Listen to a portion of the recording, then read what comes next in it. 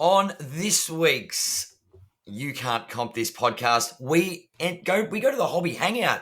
It's every collector in Melbourne's dream. Vendors galore, collectors galore, lots of cards and stories to tell. We discuss All-Star Weekend, new selections, who's a first-time All-Star and how's that impacted their trade prices. And as always, we go around the league. That's this week's show.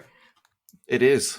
Russell, how are you on this fine Sunday? It was a collector's wet dream. Like, let's be honest here. Oh, it was. You tired? I'm definitely tired. It was a really long day. Like we were there from 10:30 until it closed. But I think for me, just getting there and even going to stand into a queue before we got in, that was actually like a really almost heartwarming thing to see that many people there so early in the morning. And when we got in there, the place was just absolutely packed. Like it was really exciting to see that. I think for them to go to all that effort to put that together for us and, to see that response, like I'm just very grateful for the organizers who did that. Yeah. So congratulations to the team at Hobby Hangout. What a marvelous success. It was a huge day. Look, let's be real. We've been excited about this for a very long time. It Definitely. hasn't.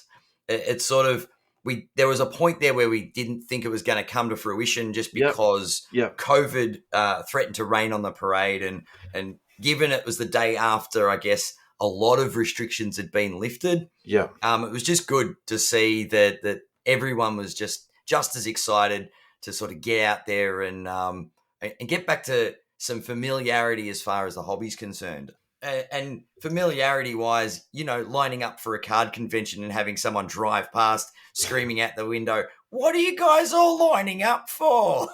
I think that just set the tone for the day, and it was a lot of fun. It was fantastic lining up in a queue. I don't normally like waiting in a long line, but God, that was definitely not. It was the best start to the day because it was the anticipation, the excitement, and then to get in there and sort of see everybody. It was a great day. Yeah. Any fun stories throughout the day aside from? Oh, look, just meeting people. That was just really nice, and just seeing people that I've chatted to these people hundreds and hundreds and hundreds of times. Yeah, I've never met these people. I've never laid eyes on them. So I think, and a couple of guys actually in my head, I knew what they kind of look like, but they didn't look like that at all. So that was really good just to sort of, lay eyes on people and meet them. And that was great. And just flicking through cards because I think I really missed those, the boxes down at EJ's. I missed the boxes down at Cherry and just sitting there like flicking through them and just picking out a few cards. Like that was just really, really nice. I just had a great time doing that. And I'd probably say the other thing too is I really felt like everyone was kind of in a good mood there. It was very friendly to each other. And I was probably not really, knowing what to expect. And look, I'm sort of a little bit ashamed to admit this, somewhat publicly, but I think that video of the dude getting arrested at the Dallas card meet has actually somewhat stayed in my mind a little bit. And I was kind of like, are we going to have a bit of a ruckus there in Melbourne? But it was the complete polar opposite. I didn't see any trouble there at all for the day. All I literally saw was people just, saying hello to each other and being courteous and trading, wheeling and dealing. It was, and dare I say it, waiting in orderly lines when there was, a lot of people standing around. Like it was really cool. It was a really cool vibe. So it was fantastic. It was, look, there were a lot of vendors there that I hadn't seen in a very long time, and it was a lot of, Adam, where have you been? It's good to see you.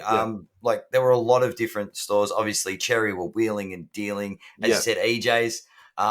Some great card boxes there. I mean, we bumped into Lane, said hello. They had the little Q&A. There's probably the grey cloud on the day for me was just the spacing, and that's not a slight against the organisers.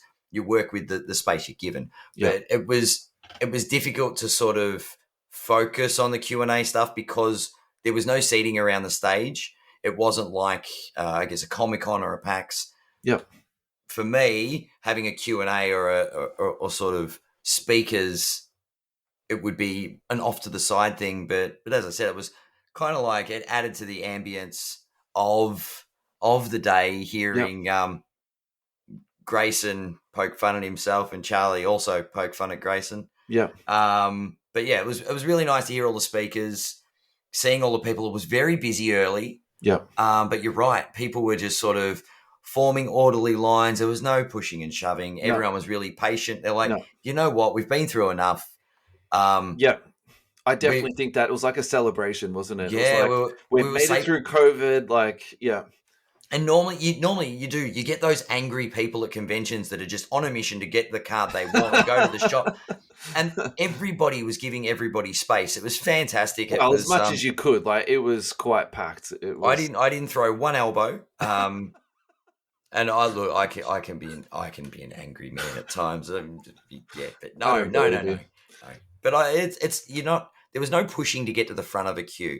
People saw you getting ready, or if you were already going through a box, people would make their way around you. Yeah.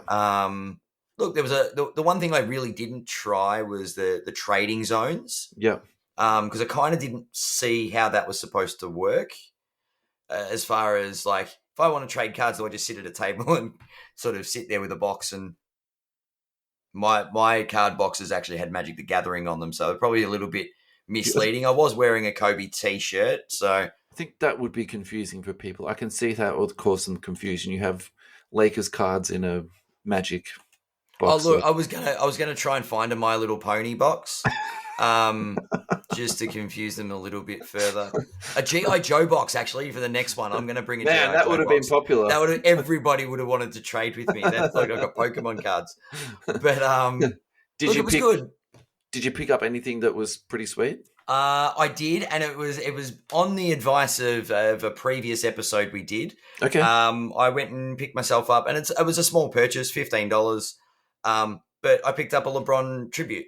Yeah, delicious. Didn't have one, so that's going to go in the Kobe PC, because it is obviously a tribute to the late great Kobe. Yeah. Did a transaction with Shane Panther. Yeah. So helped him complete the next wave of Moneyball, or get a step closer to that with a Kobe.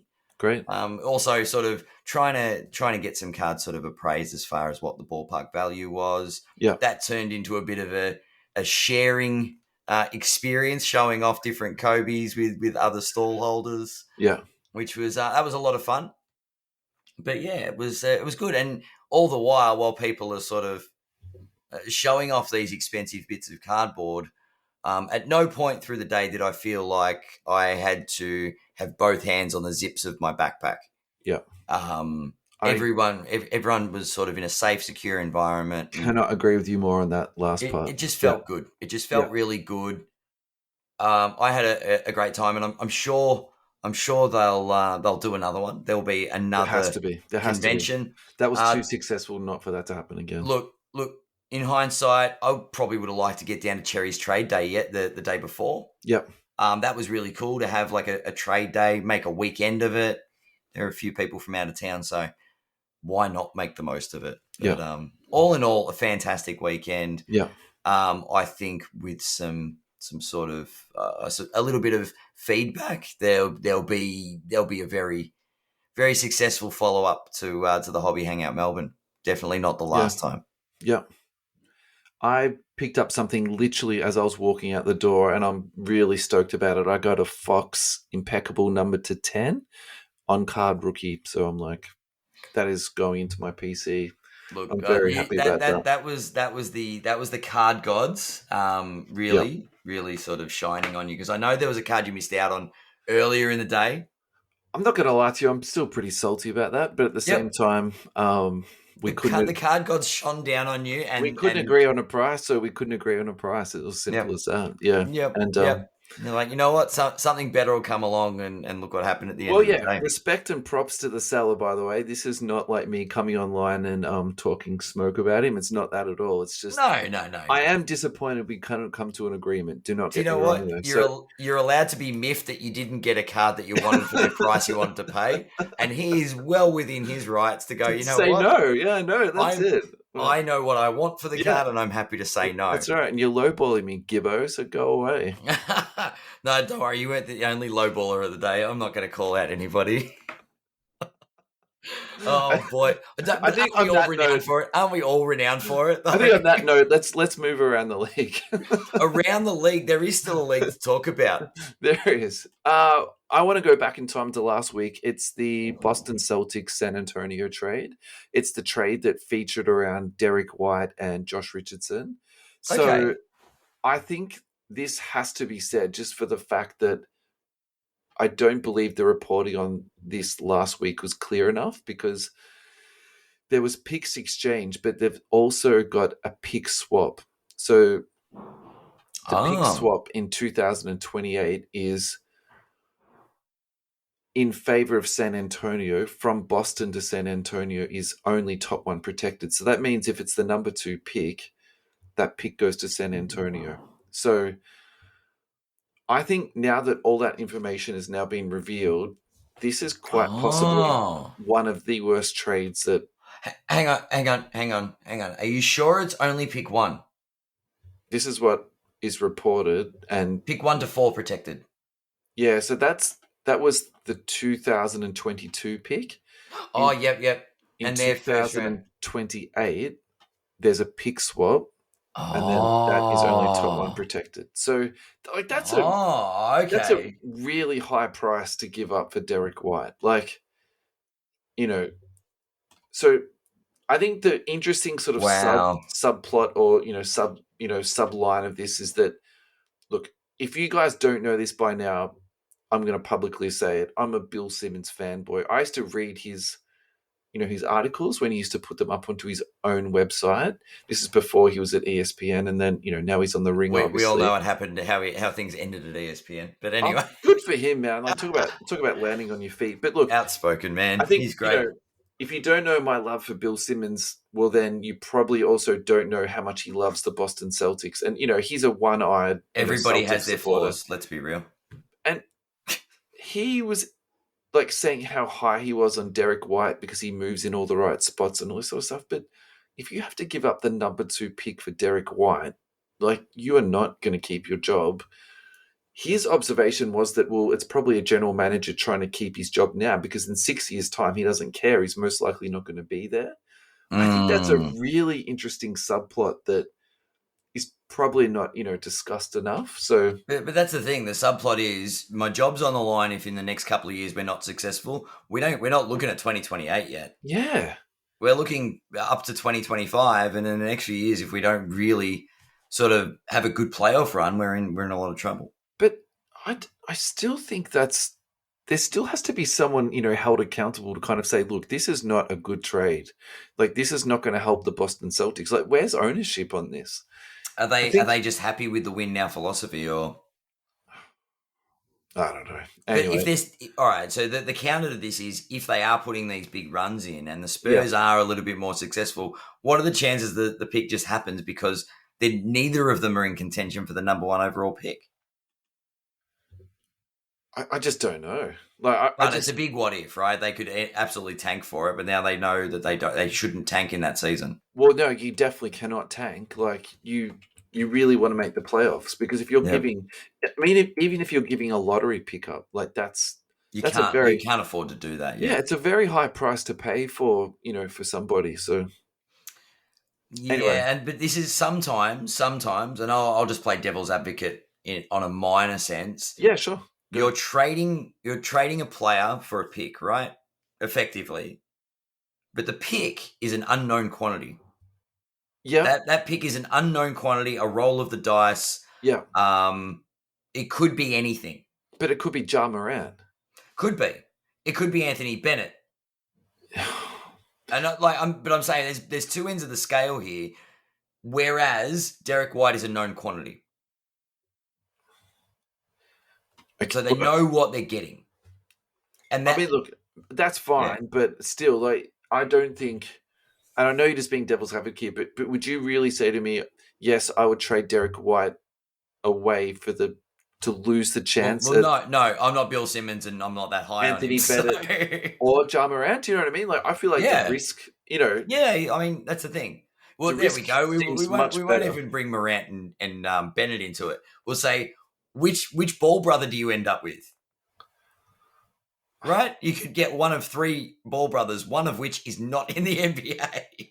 But Lonzo Ball's probably still better than Derek White at this stage. Of course, I think that's okay. I'm just saying, right? but like, but you're flipping. Well, it's a triple sided coin, so that doesn't work as an analogy. So, but look, I think this is a home run for the Spurs, and actually, they've been very quietly just like acquiring picks the last couple of years. So I do think though that the Celtics do have a habit of putting the blinkers on when they go for things. And this is where the Spurs have capitalized, right? 100%. They have absolutely fleeced these guys. Yep. And it's not even a recency thing. Like the Celtics are all, we need to win sooner rather than later. And what happens later, we don't care. We'll figure that out then. Yeah, definitely. So that's, Let's stay with the Spurs because this is the other around the league story that I want to talk about. So Popovich has gone to number 2 on the all-time coaching win list. Yep. How far off 1 is he? Oh, like 5 games or something like that. He's this season he'll be the all-time winningest NBA coach, unless the Spurs like die completely. You can't see them losing every game bar 4. No, I mean he's going to be There's only 20 games or 22 games left. Like where's this season gone? You know, but they should win 25% of their games the rest of the way. I think and look. He'll probably come back for 2 games next year and then retire, something like that. Like, yeah, this is true. This is true. Yeah, he's going to win 2 more games. So hats off to Popovich. Though. Yeah, congrats. So, hobby-wise, this is actually really interesting because I went through this obsession a little while back buying silver pops, and don't ask me why. Is this from that Prism year where they did the coaches? Yeah, just recently. 17-18 Prism, they did coaches cards, which I think as a breaker. I was trying to get a silver pop. I think the best I got was a silver Luke Walton, which was not good. But did I get a silver Steve? I might have got a red, white, and blue Steve Kerr. Okay, that's kind of cool. I had some random stuff from that year. So the funny story for me about this is that I actually had cards stolen out of my shipping account. I'm not going to name the company because that's like irrelevant. Yeah. And to get it replaced cost me like 4x. I was absolutely furious about that. Anyway, like whatever, it's done now. But I'll sort of like never forget this card in some ways. I really love silver pops, and I feel like if you're going to buy one coach's card, this is like the one to buy. Interesting though, I've been trying to find because some of the coaches have actually signed them. Jason Kidd definitely signed that year in them. I haven't been able to find a pop auto, and I feel like in terms of all timers, it's kind of like so today, for example, I bought a David Robinson flawless on card auto. I think it's there's some sort of all timers that you should just have one of their cards. Yes, I really feel like Greg Popovich sort of fits into that space. I'm trying to find him on Card Ladder. I would be.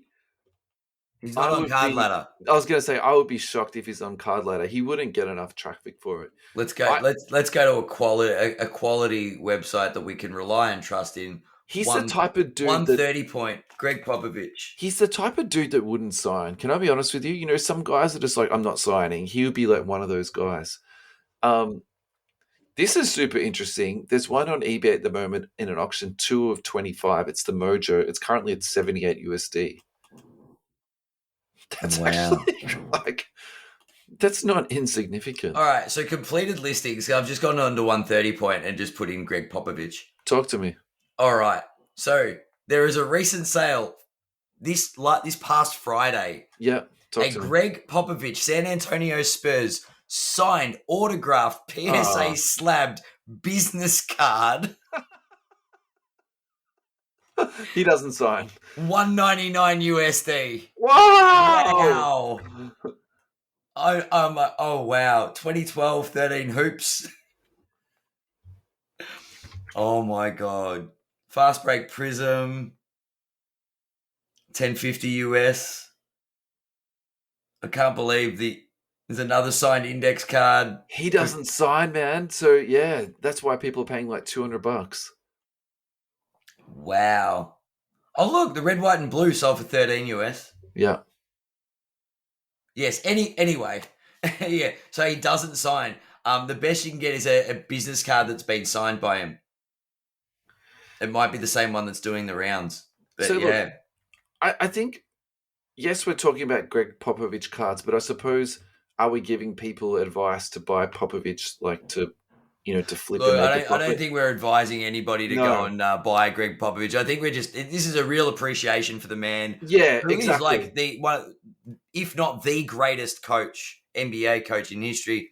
There's probably other coaches that have been successful in different ways. Look, if you were probably smarter than me, you would have been stockpiling these, say, 2 or 3 years ago. Because actually, he's looking at these sold prices. These are actually peaking, man.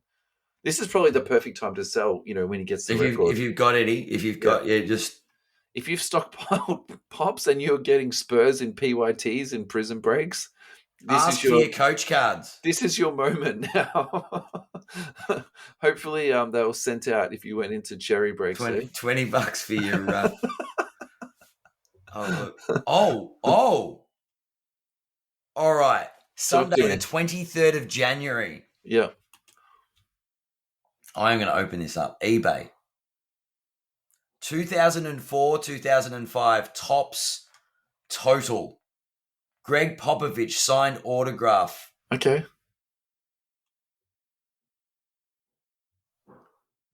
Wow. Authentic autograph. Head coach.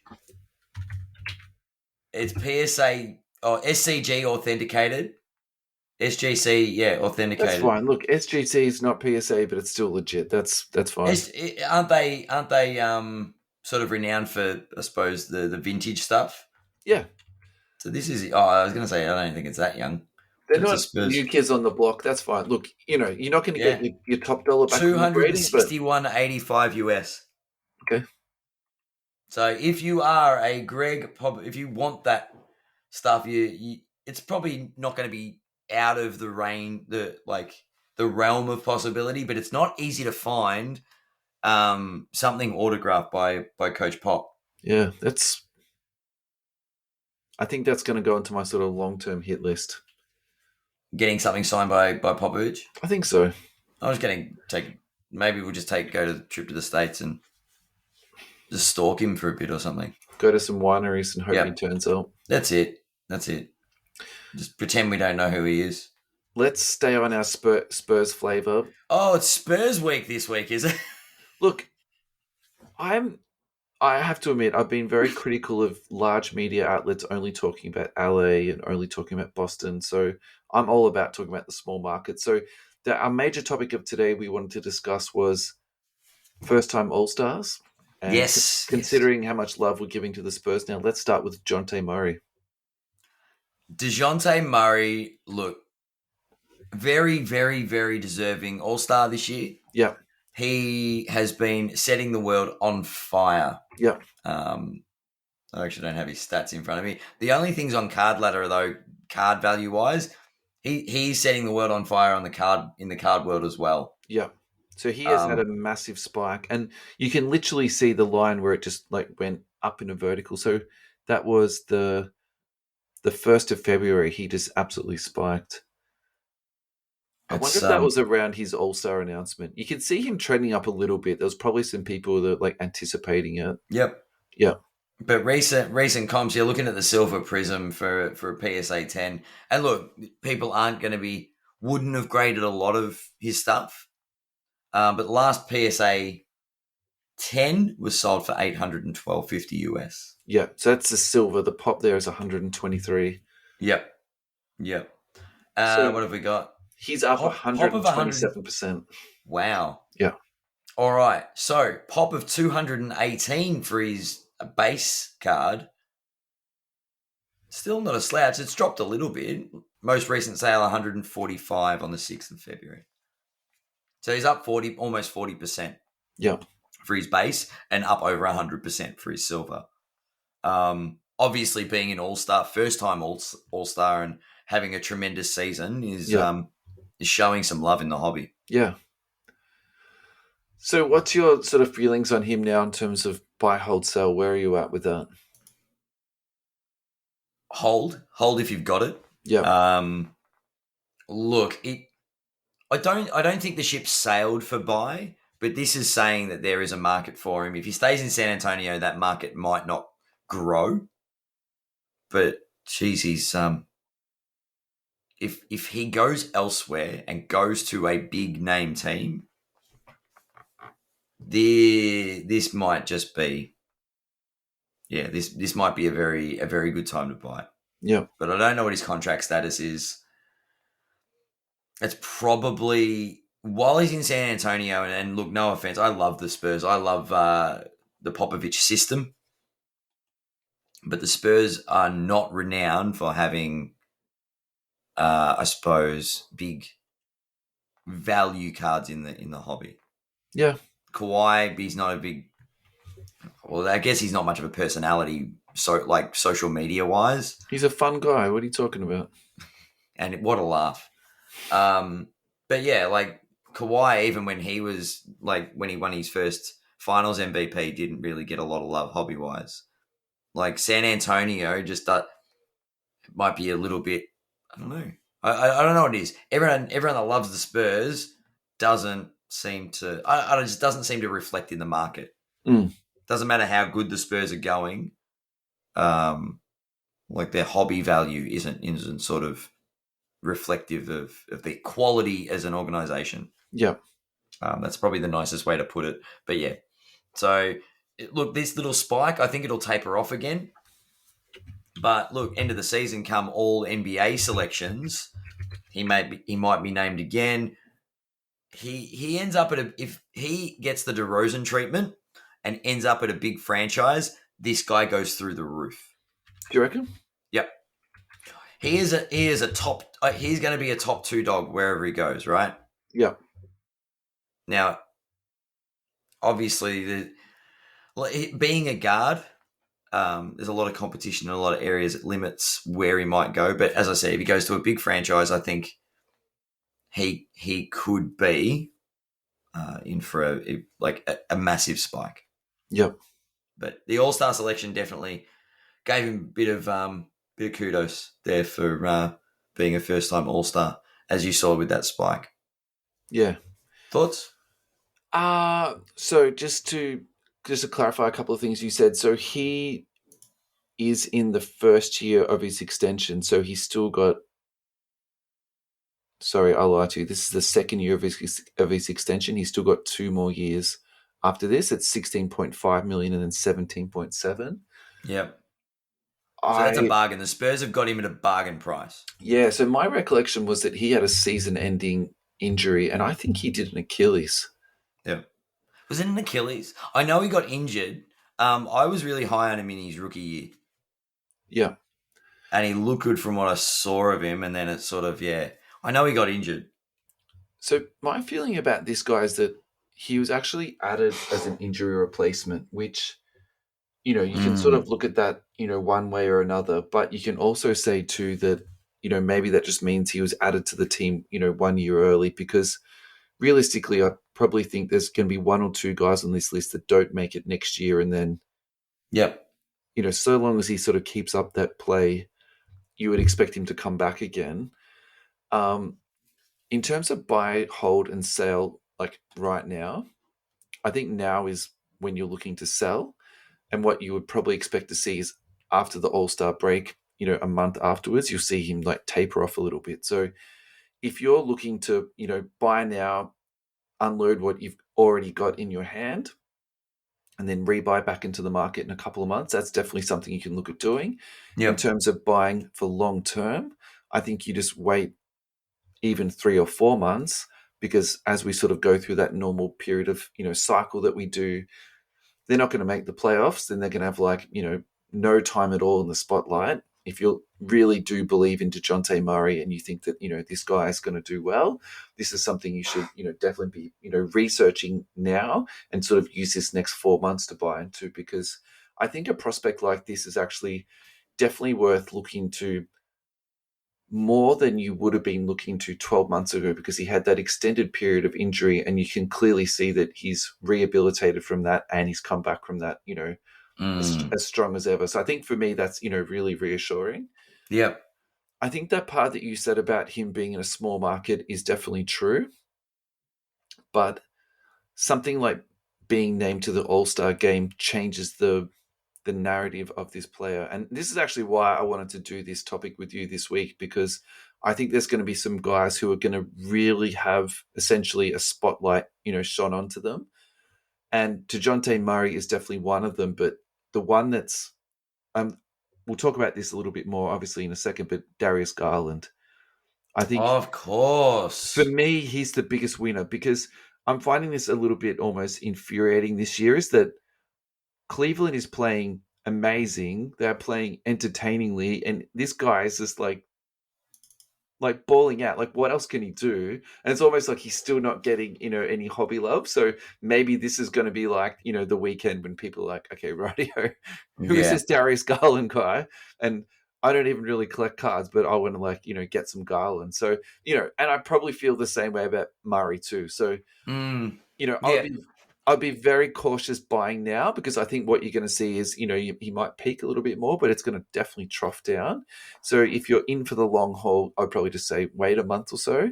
But if you like this guy, like, this is really good news. Like, he's recovered and now he's being named an All-Star. This is great. So yeah, congratulations if you've been collecting this guy, for a long time, from day one, because I'm sure you've had some really, worrisome nights because he hasn't been looking that good.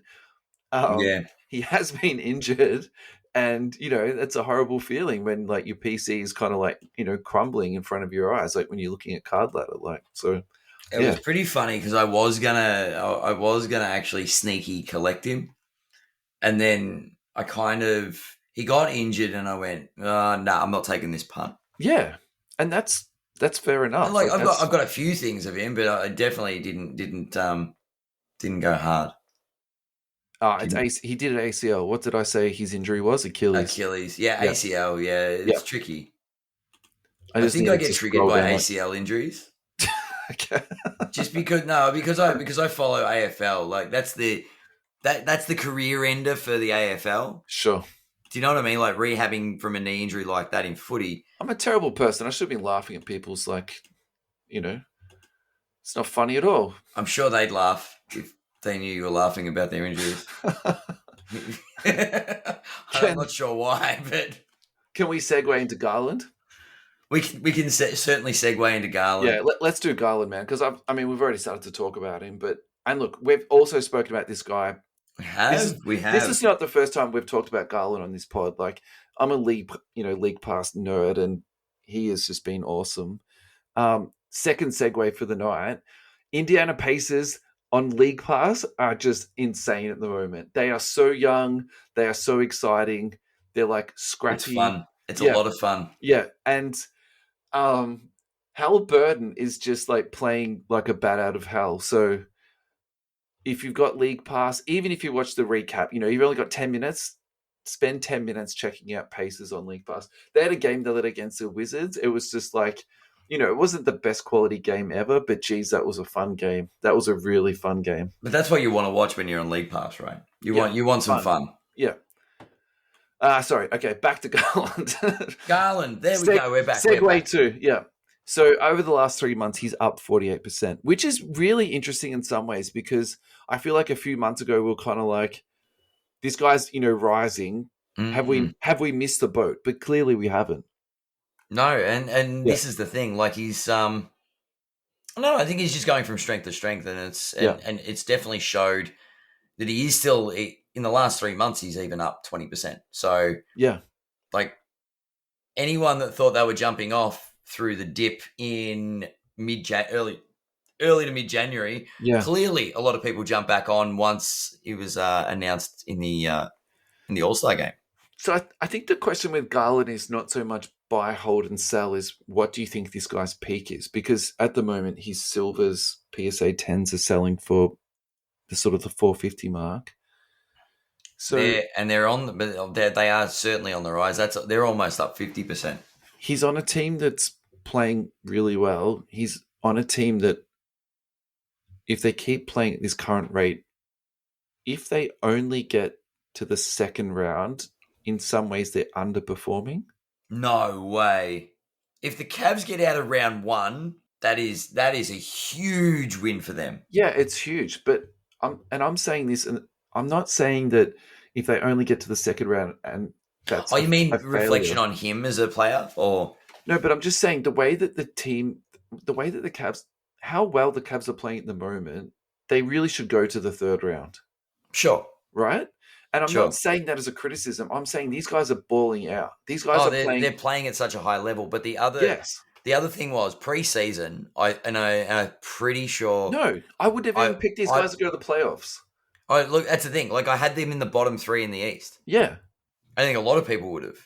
It's too young, too unstable. But you have to reevaluate. You know what I mean? Like, and right now, these guys are playing so well. So, yeah, I think hobby-wise, that matters. And I think that he's sitting at 450 now. Could this guy go to 800 by the time it gets around to the second round of the playoffs? Like, I wouldn't be surprised if that happens. So, I think at the moment, I know that, my opinion has changed probably from the last time we spoke about this. And I was kind of like, look, at the moment, you should probably hold. But I think at the moment, he's a strong buy at 450 US for a PSA 10 silver. See, I'm on the hold. I'm still on hold. I think this is a guard-driven league. I think it is a results league. And I also think, too, more people watch the playoffs than they watch regular season league pass. Oh, without a doubt. You've hit the nail on the head there. Once they goes to the playoffs, they're all national TV games, bar like, a couple of games in the first round. Yeah. And that matters. And so does going to the All-Star game. Yeah, true. The All-Star game does. And if we're making a comparison between players, right now of the two players we've just talked about, at the end of the day, that's the difference between these two guys. Dejounte Murray is not going to the playoffs. Darius Garland is going to the playoffs and should, by all rights, have a deep playoff run. Yes. Yeah, without a doubt. You're right. Yeah. So, okay, let me put it this way. Convince me why he's not going to go to 800 US in the next 12 months. Because I think they're in the next 12 months. I said it like that because I have a bad feeling about Cleveland. Okay, I cheated then. Okay, why isn't he going to go to 800 this playoffs? I don't think Cleveland are going to perform like they have been performing. And this is not a slight against Cleveland. I'm not. That's okay. Downplaying it. No, I just don't think this. I think they're overperforming at the moment. They are playing out of their skin, and they're playing above their capabilities. But, okay, and this is my argument. What if they're not? Then they'll certainly be at 800. Because what if? But I think they're about to come undone in the playoffs and go bow out in the first round.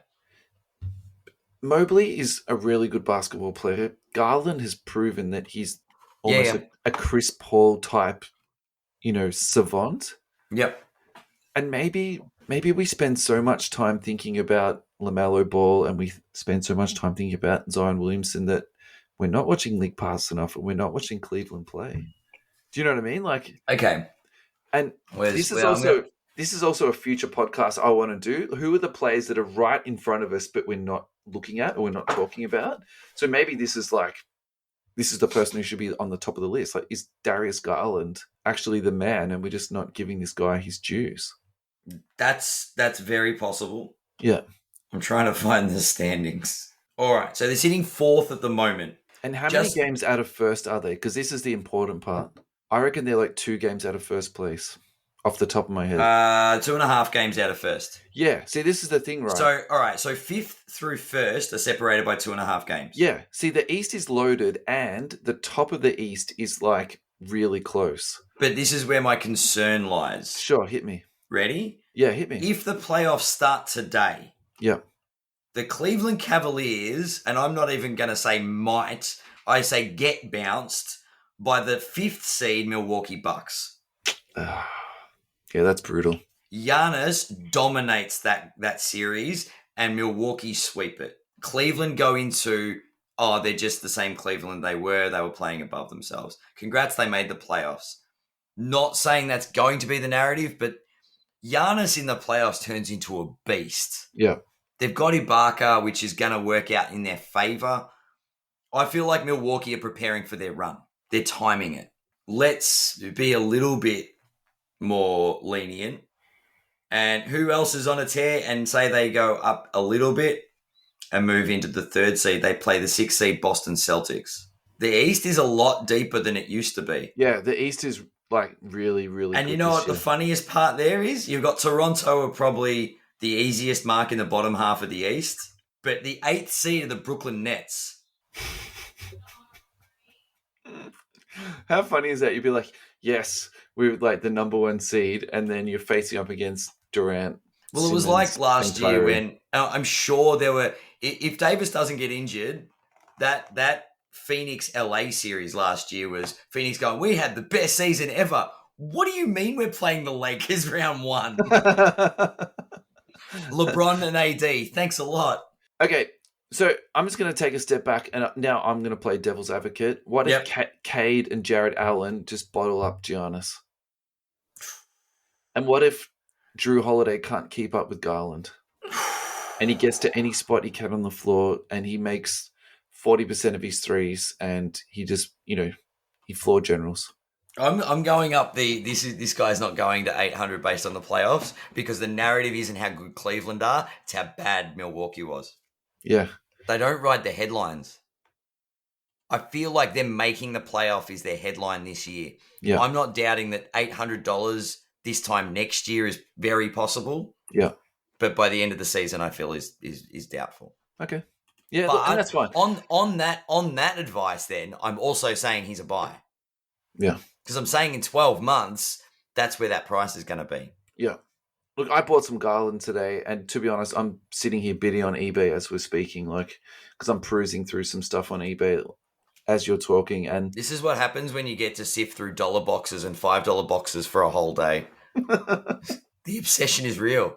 This is why I didn't start diving into Garland. The bargain. Garland is a real deal, okay? Like, if we make a 10-second clip of this podcast episode to put on TikTok, it should be Garland is the real deal. Do you know, this guy? Garland is the real deal. Yeah.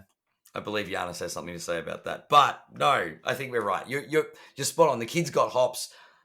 He's playing out of his skin. Cleveland are playing really well, but I don't think Cleveland's performance this year is what's going to impact his ceiling. Okay. I think the current price is based on Cleveland's performance because they're playing out of their skin, but I don't think they can play any more impressively than that unless they take it all out. Look, I just think the people who are currently buying this dude up now are probably people who are a little bit more in tune with basketball, and I think he's going to get more populous going to the playoffs and the All-Star game. So, look, I'm clearly much higher on this dude than you are. Yes. And look, I'm not really invested in Garland. That's And I'm not either. I've got some low-end base and, one silver, you know what I mean? Let's keep this real. You're not loaded up. This isn't a push. But I just really feel, I'm definitely not trying to sell my Garlands, from doing this segment. That's not the deal at all. It's more just the purpose of this episode was to shine light on first-time All-Stars, and I think we have to shine 2 or 3 lights on Garland because this kid is just playing amazingly. He really is. He's just playing amazingly. Yep. Other notable first-year All-Stars that we might want to... Yeah, so I think the next 2 we should do in a tandem because I think in some ways, we're going to join the narrative together for these 2, and it's Ja Morant and it's LaMelo Ball. Thank you very much for listening to this week's episode. We're going to leave it here for now, and on Wednesday we'll drop part 2, and we'll continue on with our conversation around Ja Morant and LaMelo Ball. Thank you so much again for listening to You Can't Comp This podcast. Please hit us up on Twitter @YouCan'tCompThis.